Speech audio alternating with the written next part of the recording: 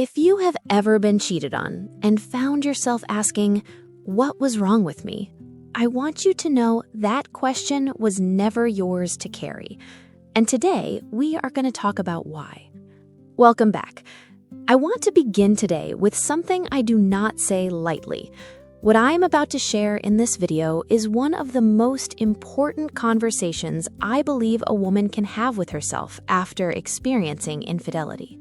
If you have ever been cheated on and found yourself asking, "What was wrong with me?" I want you to know that question was never yours to carry.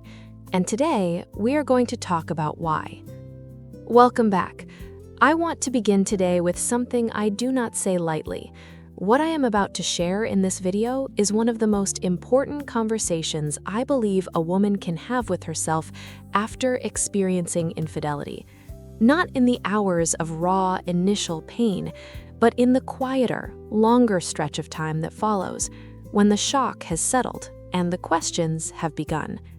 Today, we are talking about the truth that cheaters, consciously or not, almost never want the person they betrayed to fully understand. Because understanding it completely changes the story. It changes where the weight of the betrayal lands, and it changes what a woman decides to believe about herself in the aftermath. If you are currently going through this, or if you are carrying pain from a past betrayal that still shapes the way you see yourself in love, I am glad you are here. Please stay with me through this entire conversation, because what I want to offer you today is not just insight, it is a release from a belief that was never true and never yours to hold. Many women experience the aftermath of infidelity in a way that follows a predictable and painful emotional pattern.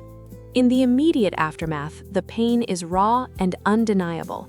But as weeks and months pass, something begins to happen beneath the surface. The initial devastation slowly, and often without her fully realizing it, begins to shift into something quieter and, in some ways, more damaging. It becomes a question she turns inward. She begins to wonder what she missed. She replays conversations, looking for signs she should have seen. She thinks about the other person and begins an involuntary, agonizing comparison. She wonders whether she was interesting enough, attractive enough, emotionally available enough, exciting enough. She may have even heard some version of this narrative from him, suggestions that something was missing, that needs were not being met, that the relationship had problems that he felt could not be addressed. And so the story quietly settles into her as something he did, but as something she somehow created the conditions for. And that story, if left unexamined, has the power to follow her into every relationship that comes after, shaping her trust, her confidence, and her willingness to love fully. That story is not true. Let me tell you why. Cheating is a character decision, not a relationship response. The most fundamental truth that gets obscured in the aftermath of infidelity is that cheating is a choice, and it's a choice made by the person who cheats from within their own character, according to their own relationship with honesty and integrity. A man who feels something is missing in a relationship has honest options available to him: communicate, seek resolution, or choose to leave. Cheating is the decision to take none of those paths. It's the decision to seek personal relief from dissatisfaction while maintaining the external structure of a commitment he chose not to honor. That decision says everything about him and nothing about her. Unmet needs is not an explanation, it is a deflection.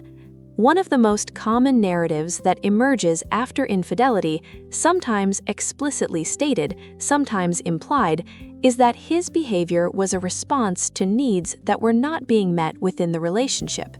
This framing is extraordinarily effective at distributing blame because it contains just enough relational truth to feel credible. Relationships do have dynamics. Partners do sometimes fall short of each other's needs. But the moment a person uses unmet needs as the explanation for infidelity, they are reframing a character choice as a justified response to circumstance. Unmet needs in a relationship are a conversation. They are not permission for betrayal. She could not have prevented it by being different. Many women who have been cheated on carry a quiet, persistent belief that there was something they could have done or stopped doing that would have changed the outcome if she had been more attentive, more exciting, less focused on work or family, more emotionally available, less emotionally demanding. This belief is painful precisely because it carries with it a sense of agency, the sense that she had control over something she actually had no control over.